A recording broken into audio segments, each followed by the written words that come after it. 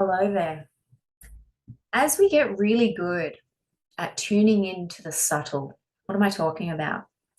As we get better at living in our heart, and I've talked about this, our heart is our connection to the divine. It's where we find guidance, intuition, wisdom, and intelligence to navigate the human experience. As we get better at staying here instead of up in our mind, where we try and control things with a very limited understanding. As we move into this space of our heart space, heart-based living, where we have unlimited possibilities available to us in pure potentiality. As this becomes the norm, we become better at attuning to the subtle. What am I talking about when I say the subtle? I'm talking about the energy world around us that the human eyes, well, the majority of us have not been able to see or sense. So we really bring our internal guidance system online and we start to feel, know, and sense this other realm around us that has always been there, but now we're starting to attune to it. Now we can start to listen to what it's telling us and start to see where we need to go, where we need to say no, where we need to say yes to keep us in flow. Now, this definitely forms part of boundaries as we get good at boundaries, but not just three-dimensional boundaries. I'm talking about boundaries in the energetic realm too. Emotional boundaries. And emotions are energy in motion. So in order for us to get really good at attuning to our emotional body, we need to begin to recognize how we are feeling in every single moment. We need to become more conscious or awakened to this world of feeling, because feeling is how we attune to our heart, the guidance system, our GPS system. So that's why in my sessions with clients, the number one focus is getting back in touch with our emotional body, because this is the part of us that has been cut off through our programming in our society, in our culture.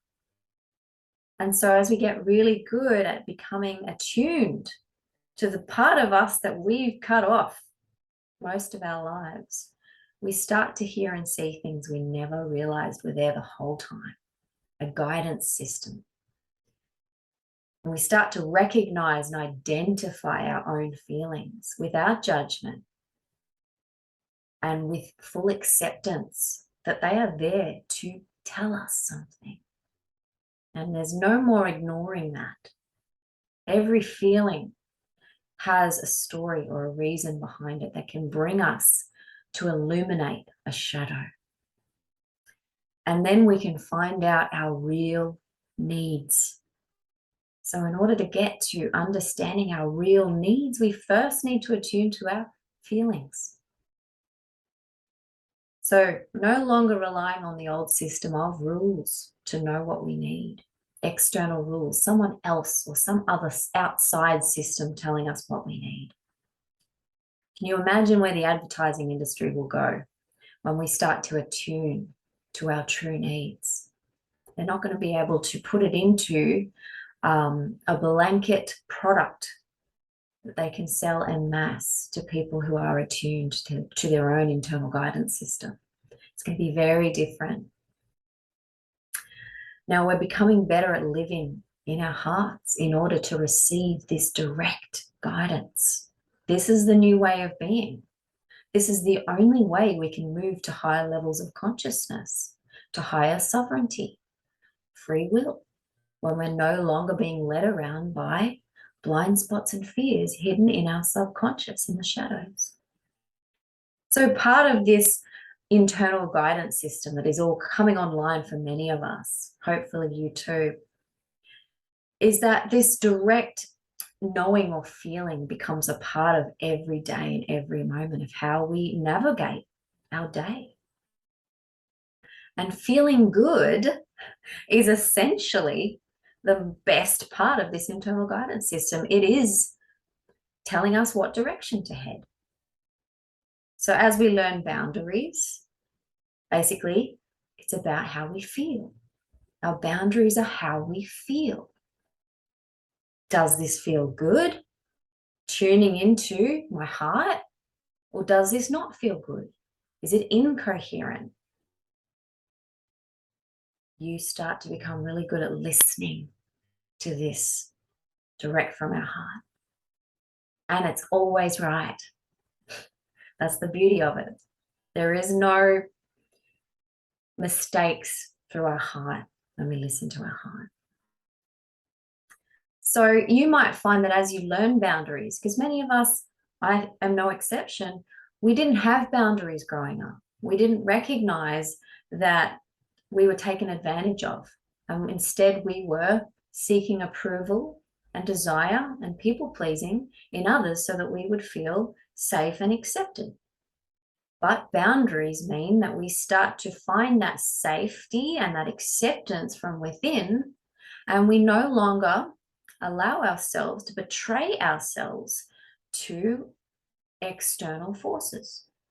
That's essentially what a boundary is. It's saying, no, I recognize what my heart is saying and what I'm feeling, and this doesn't feel right, and I'm going to respectfully say no. Now, the respect part is the part that we first kind of might have trouble with. Because often when we've been with if you can imagine the principle of rhythm, which is a beautiful hermetic principle, and it explains that everything has a rhythm or a swing. If you imagine a pendulum, and when you do something your entire life that's extreme, you're going to be extreme in the pendulum swing. So it's going to have to, at some point, swing right back in equal amount of force to the other side as you learn to create balance. And so when you're first learning boundaries, you might go extreme in your nose. And that's perfectly normal part of learning boundaries. So eventually that pendulum will swing to a point of equilibrium in the middle. But first you might need to learn the extreme of the opposite of how you've lived your entire life and get used to that contrast till you get into that middle state of equilibrium.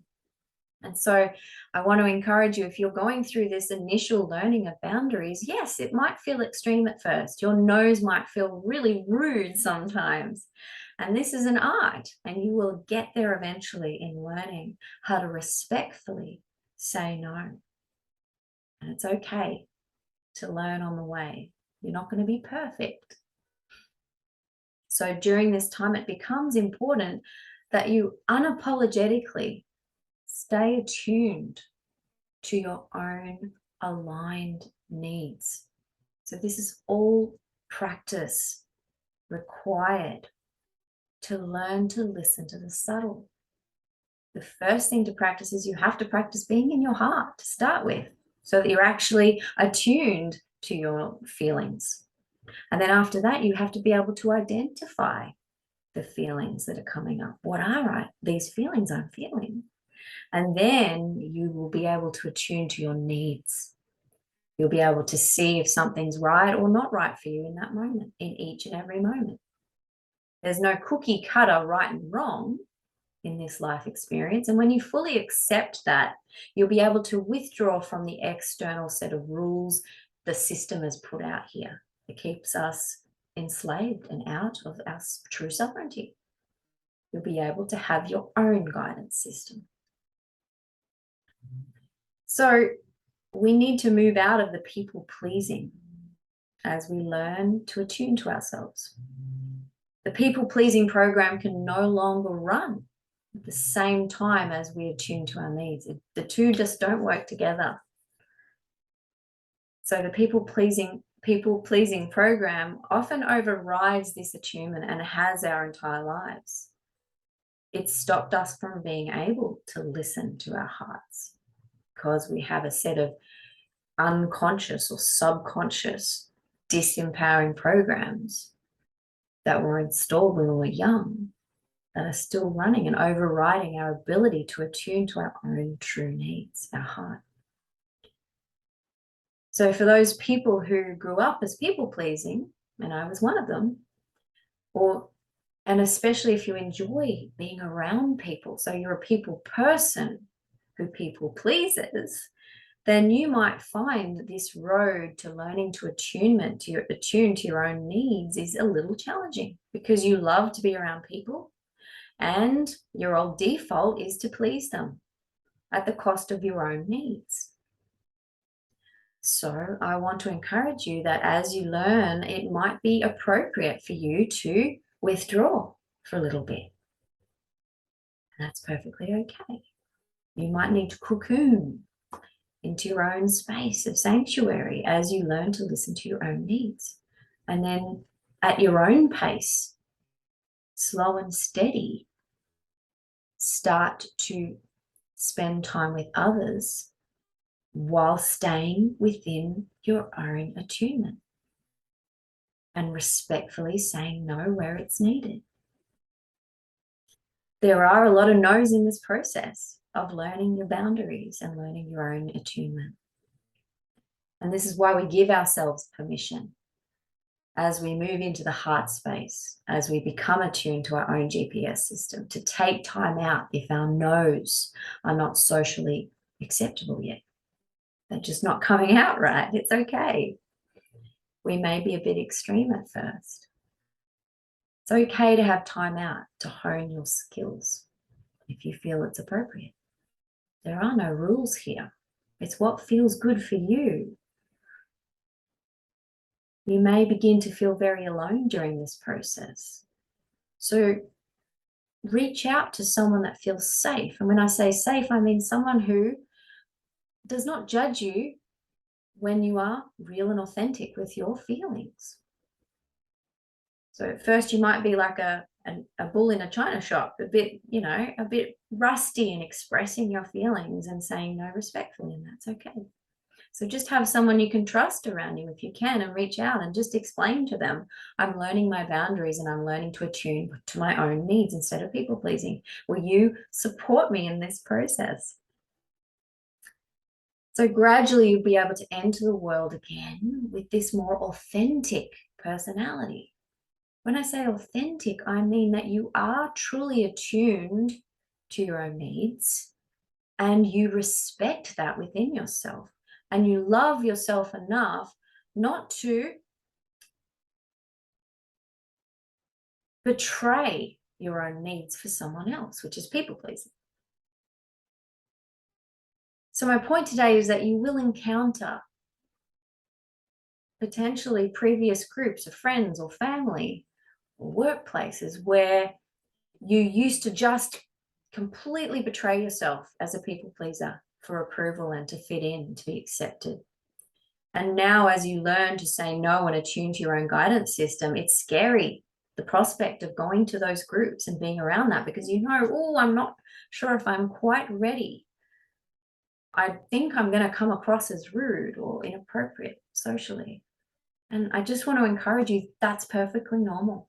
You're going to get there. You're going to be honing that skill. Every day you're expanding, and you'll get better, and you'll get very good at saying no respectfully, kindly, with love. So what you will start to do as well is you'll begin to see where previously you were blind to it, you were not attuned. You'll see a whole lot of incoherence patterns amongst different groups of people.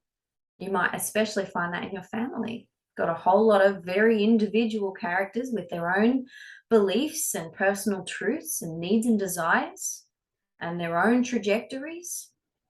And now you come together with them and you feel that incoherent pattern. That's great. Well done. You're becoming attuned to energy, to the subtle.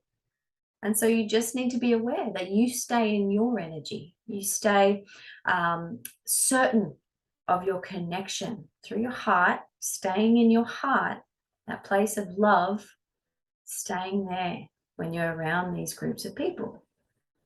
Because then you will continue to receive guidance. And when we stay in love, we're not in a place of judgment. So you will not be judging them, which you might be inclined to feel to do. when you're learning your own way of being, when you're learning to be unmeshed from your family or from your friends and become more self or autonomous, who you are, who you want to experience, your soul journey here could be very different to your family or friends, and that's okay.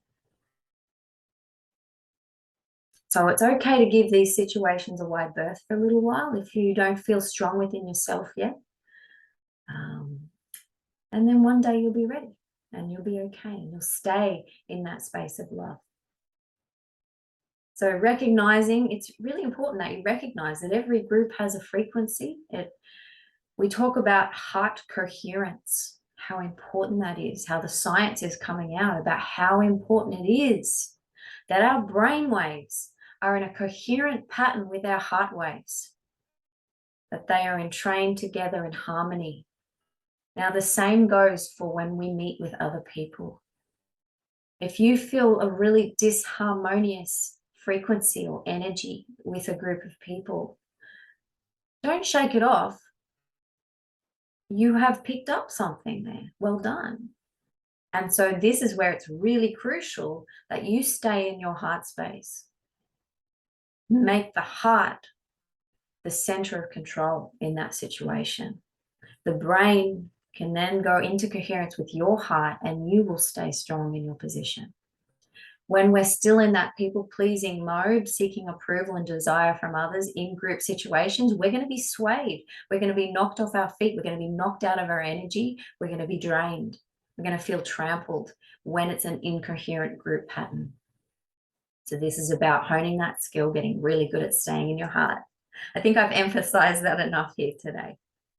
So my point is, it takes time on this journey of making your new foundation your heart and your GPS system. And there is absolutely a subtle realm of energy all around you, always there to help and guide you. But now you're going to start to attune to it as well, as you attune to your own feelings and your needs. So enjoy the journey. It's very exciting. It's certainly wonderful to start to feel all of these extra sensory abilities come online. It's wonderful and exciting. So enjoy it and stay in your heart. Stay in that place of harmony and guidance for your life. And you'll find that you will flow with ease and grace through every situation, whether you're alone or with friends or with a huge group. Enjoy the experience. Thank you so much for listening today. If you liked this video, please like, share, and subscribe. Have a beautiful day. See ya.